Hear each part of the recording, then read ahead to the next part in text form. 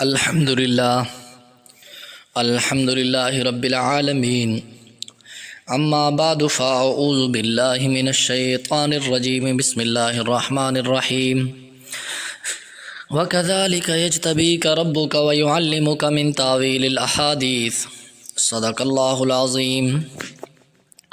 اللہم صلی علی محمد النبی الامی وعلی آلہ وصحابہ وسلموا تسلیما کثیرا کثیرا کثیرا۔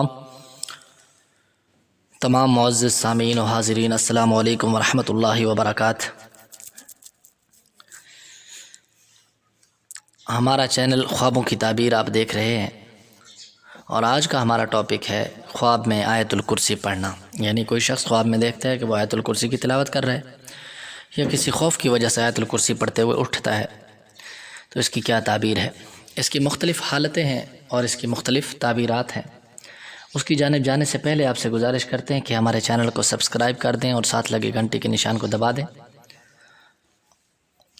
اور آل پر کلک کر دیں تاکہ آنے والی ہر ویڈیو آپ کو بر وقت مل سکے، اور ویڈیوز کو شیئر کریں اور اس صدقہ جاریہ میں ہمارا ساتھ دیں۔ چلتے ہیں خواب کی تعبیر کی جانب۔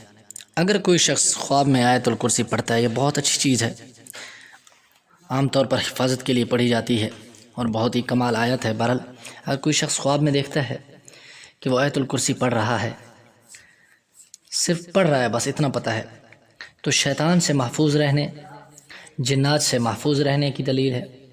اور اگر وہ شخص مقروض ہے تو قرضے سے نجات پانے کی علامت ہے، بیمار ہے تو بیماری سے نجات پانے کی علامت ہے، عزت اور دولت حاصل ہونے کی علامت ہے۔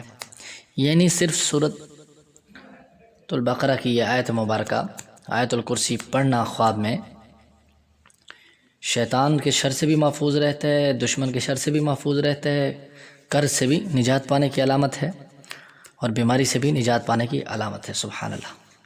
آگے چلتے ہیں کہ اگر کوئی شخص دشمن پر پڑھ رہا ہے، یعنی دشمن کو دیکھ کر دشمن کے خوف کی وجہ سے اس سے بچنے کے لیے پڑھ رہا ہے، تو یہ دشمن پر فتح حاصل کرے گا۔ اور اگر شخص آیت الکرسی دم کر رہا ہے، یعنی کسی کے اوپر آپ دم کر رہے ہیں، تو کسی نہ کسی نقصان سے یا آنے والی آفت سے آپ محفوظ رہیں گے، بچ جائیں گے اس نقصان سے۔